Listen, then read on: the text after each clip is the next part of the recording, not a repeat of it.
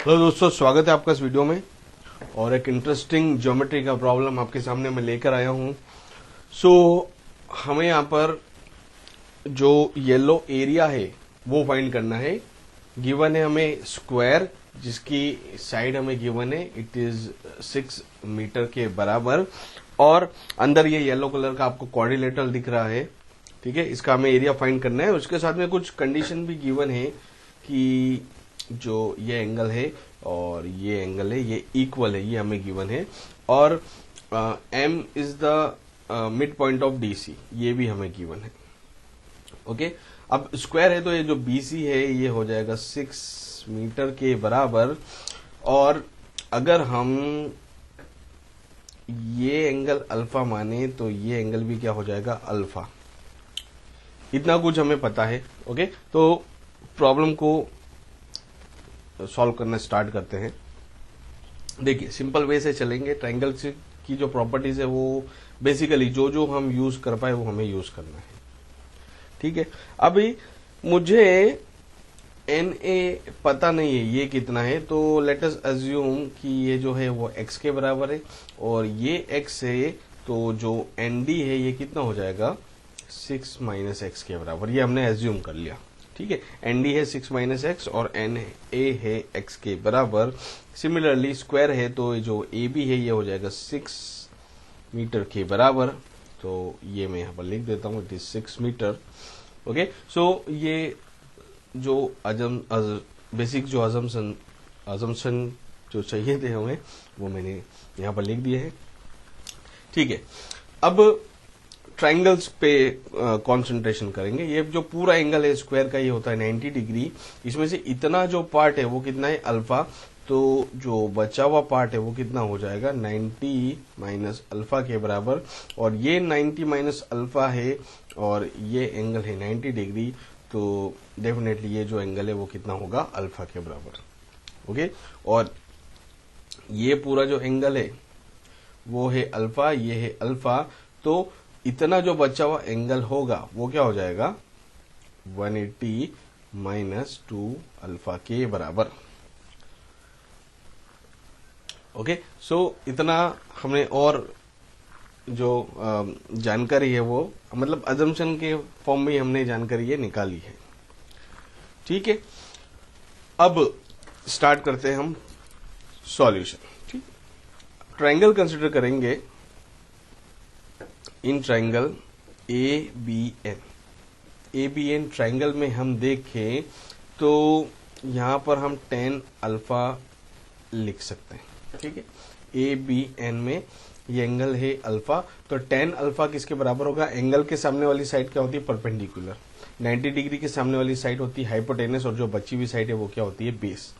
सो tan alpha कितना हो जाएगा, 6/x के बराबर, ठीक है। ये हमें tan अल्फा पता पड़ गया।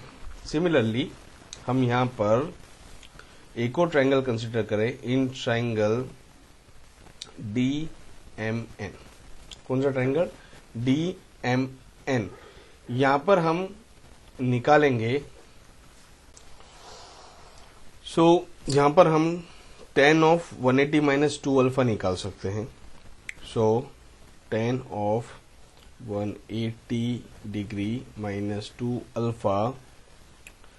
ओके, इस एंगल के लिए परपेंडिकुलर है ये और बेस है 6 माइनस एक्स, तो ये हो जाएगा 3/6 माइनस एक्स के बराबर। ओके, और tan ऑफ 180 माइनस थीटा ये बराबर होता है माइनस tan थीटा के, ठीक है। तो ये आइडेंटिटी हम यहां पर यूज करें। माइनस tan 2 अल्फा ये होगा 3/6 माइनस एक्स के, और tan 2 अल्फा की वैल्यू हो जाएगी माइनस 3/6 माइनस एक्स के बराबर।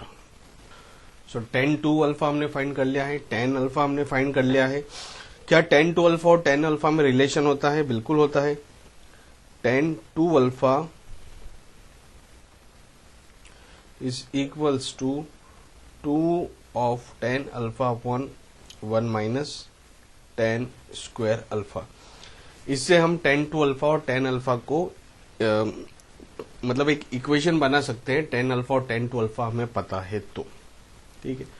अब ये ऊपर का जो पार्ट है ये पूरा मैं रब करने जा रहा हूं क्योंकि मुझे अब उसकी जरूरत नहीं है। मैंने tan अल्फा भी फाइंड कर लिया है, tan टू अल्फा भी फाइंड कर लिया है। बस मैं यहाँ पर साइड में लिख लेता हूं कि जो tan अल्फा है वो 6/x के बराबर है, tan टू अल्फा जो है वो -3/6 - x के बराबर है। ये बस मुझे इन वैल्यूज की जरूरत है, वो मैं रखूंगा, बाकी सब मैं रब कर रहा हूं। सो tan अल्फा और tan टू अल्फा की जो वैल्यूज है वो हम इस रिलेशन में पुट करें। सो tan टू अल्फा है -3/6 - x के बराबर और tan अल्फा है 6/x के बराबर। तो यहाँ पर हमें मिलेगा 2 × 6/x अपॉन 1 - 6/x।